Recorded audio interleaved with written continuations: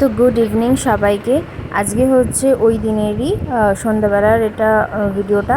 তো খাওয়া দাওয়া করে আমরা একটু শুয়ে গেছিলাম, রেস্ট করছিলাম। তারপর দেখলাম যে ঝমঝমিয়ে বৃষ্টি নেমেছে। তো ঝমঝমিয়ে বৃষ্টি নামার জন্য আমরা ভেবেছিলাম যে বেরোতে পারবো না। আমি পরেছিলাম শাড়ি। তো শাড়ি পরার পর তারপর 2-4টে রিলস বানালাম। আর ওরা বাপ দিদি ঘুমোচ্ছিলো, মেয়ে আর তার বাবা ঘুমোচ্ছিলো বলে আমি 2-4টে রিলস বানিয়েছিলাম। তারপর দেখলাম যে বৃষ্টি পড়ছে, শাড়ি সামলানো ভীষণ মুশকিল হয়ে যাবে, সেই জন্য ওটাকে চেঞ্জ করে আবার এই সালোয়ারটা পরলাম। তো এই সালোয়ারটা তোমরা অনেকেই দেখেছো, এটা কিন্তু আমার ভীষণ ভীষণ পছন্দের একটা সালোয়ার।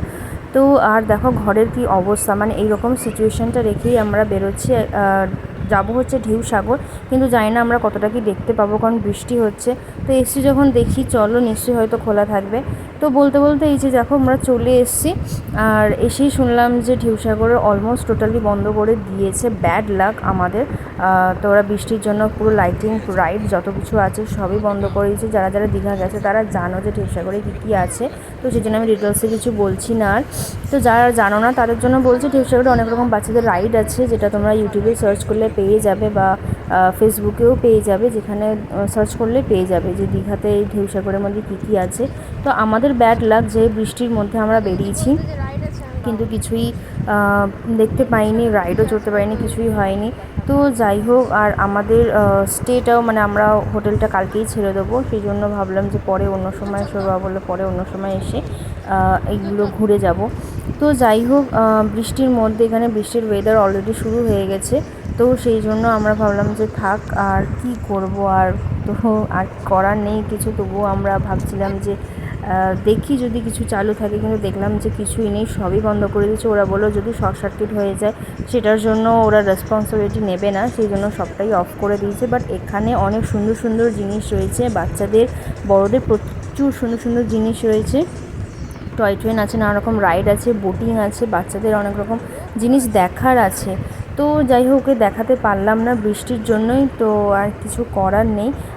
যারা যারা জানো না যে ঢেউসাগরে কী আছে, সে তারা ইউটিউবে সার্চ করতেই পারো যে দীঘা ঢেউসাগরে কী কী থাকে, অলমোস্ট দেখতে পাবে। আর ফেসবুকেও একটা পেজ আছে যেটা দীঘা সমুদ্র সৈকত বলে, তো আমি রিসেন্ট ওটাকে ফলো করছি, তো তোমরা ওটাকে ফলো করতে পারো।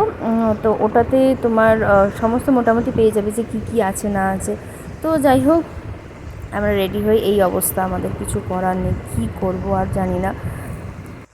তো যাই হোক, আমরা করতে করতে খিদে পেয়ে গেছিলো, সেই জন্য ওখানে একটা মানে ইয়ে ছিল, বা ছোটোখাটো একটা রেস্টুরেন্ট টাইপের ছিল। তো ওখানেই ভাবলাম যে বললো যে যখন এসি, যখন কিছু তো খালি হাতে যাওয়া যাবে না, কিছু খেয়েই যাই। তো সেই জন্য আমরা ওখানে কিছু খাবার অর্ডার করেছিলাম। তার মধ্যে করেছিলাম যে একটা চিকেন ললিপপ আর একটা হাক্কা নুডলস অর্ডার করেছিলাম। তো সেটাই বৃষ্টির ওয়েদার, বৃষ্টির আমেজ, তার মধ্যেই ওটা খেয়েই মজা নিচ্ছিলাম। তো এই যে এটা একটা চিকেন ললিপপ দিয়েছে, আর এই যে হাক্কা নুডলসটা দিয়েছে। তো দুটোই খেতে মোটামুটি ছিল, আমার কাছে অতটাও খাস লাগেনি। অ্যাভারেজ ঠিকই আছে, কিন্তু এতটাও কিছু খাস নেই, লাগেনি আমার কাছে জিনিসটা। ঠিক আছে, চলে যাবে। তো এখান থেকে যাওয়ার সময় ভেবেছি একেবারে ডিনারটা নিয়েই যাব, কারণ বৃষ্টির মধ্যে আর কে বেরোবে। তো এই যে দেখো, এটা হচ্ছে দীঘা সমুদ্র সৈকতের একটা ফেমাস জিনিস, যে ওখানে সামুদ্রিক মাছ, মানে যেটা সমুদ্রে হয় ন্যাচারালি, সেগুলো ফ্রাই করে দেওয়া হয়। তো সেখান থেকে আমরা এখান থেকে আমোদি মাছ ফ্রাই নিয়েছিলাম, কারণ চিংড়ি মাছে অ্যালার্জি আছে। তো আর পমফ্রেট মাছটা মানে ভেবেছিলাম নেব, কিন্তু পমফ্রেট মাছ ওদের এখানে শেষ হয়ে গেছে।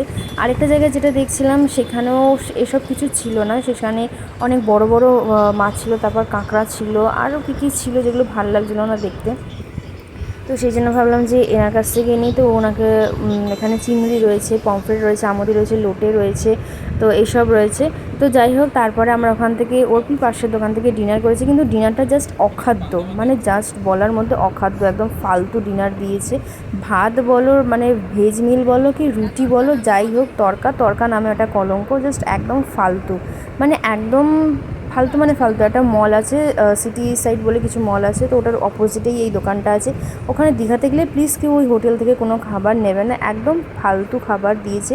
মানে আমরা যেদিন আসবো তার আগের দিন একদম সব থেকে বিচ্ছিরি খাবারটাই আমরা ওই দিনকে খেয়েছিলাম, আর বলার মতো নয়। তো চলো তোমাদের সাথে একটুখানি শেয়ার করি যে এখানে ব্যালকানি থেকে the last day of Digha, তো ব্যালকানি থেকে কী কী আছে তোমাদের সাথে শেয়ার করি। তো চলো, এই যে হোটেলে এখন আছি ওখান থেকে এই যে জাহাজ বাড়িটা দেখা যায়। যেটা একটা খুব আকর্ষণীয় জায়গা। আর এখানে রয়েছে বাস, এখান থেকে কলকাতা, ধর্মতলা, মেদিনীপুর প্রত্যেকটা দিকের বাস পাওয়া যায়। এটা বোধহয় লাস্ট বাস। আর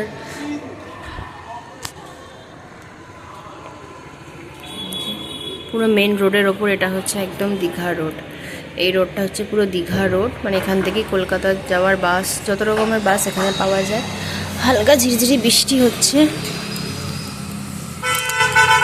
আর রাত্রিবেলা প্রত্যেকটা হোটেলে দেখো সুন্দর করে লাইটগুলো পুরো একদম ফোকাস করছে।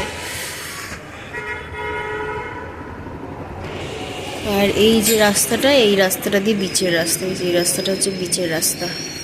তো একদম মানে এই জাহাজ বাড়িটার পেছনেই রয়েছে বিচ। এটা বোধহয় লাস্ট বাস যেটা ছাড়ছে।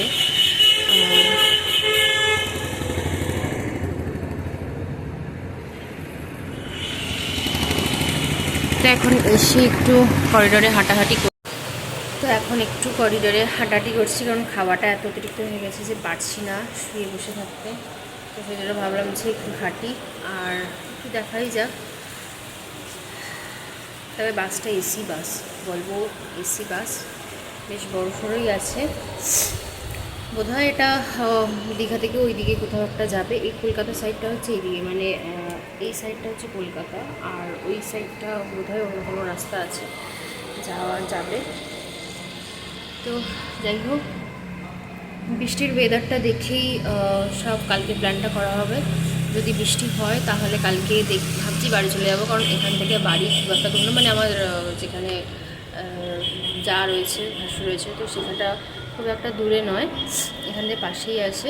তো যদি ওয়েদার ভালো থাকলেও তো ঘুরলাম, আর যদি ওয়েদার খারাপ থাকলো, মানে যদি বৃষ্টি হলো, তাহলে তো ঘোরা অতটা পসিবল নয় বৃষ্টির মধ্যে বাচ্চাকে নিয়ে। একা থাকলে আমরা ঘুরে নিতাম, কিন্তু যেহেতু বাচ্চা আছে ঘোরাটা পসিবল নয়। তো সেই জন্য চিন্তাভাবনা করা হচ্ছে যে তাহলে বাড়ির দিকে যাওয়া যাবে।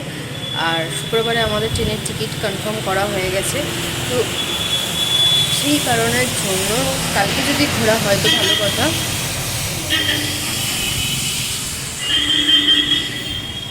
এখান দিয়ে একটা বাস গেল সবে, আরেকটা বাস বোধহয় ছাড়বে। তো যাই হোক, কালকে যদি বৃষ্টির ওয়েদারটা সাথ দিল, ওয়েদার যদি আমাদের সাথ দিল, তাহলে একটু ঘুরলাম এদিকে। ওল্ড দীঘাতে এখনও যাইনি, নিউ দীঘাটাই ঘুরেছি, ওল্ড দীঘাটা যাওয়া হয়নি। তো ওয়েদার সাথ দিলে ঘুরবো, না হলে বাড়ি চলে যাবো, পরে অন্য কোনো সময় এসে বাকিটা ঘোরা হবে। তো যাই হোক, আজকের মতো ইতি হলো। তো ভিডিওটা কেমন লাগলো অবশ্যই জানাবে। এখন জানি না বাপিটি ঘরের মধ্যে কী করছে, যাই হোক। তো চলো আজকের মতো টাটা, বাই বাই, দেখা হবে তোমার সাথে নেক্সট ব্লগে। আর ওয়েদার বুঝে তারপর তোমাদের সাথে সেরকমভাবে ব্লগটাও শেয়ার করবো।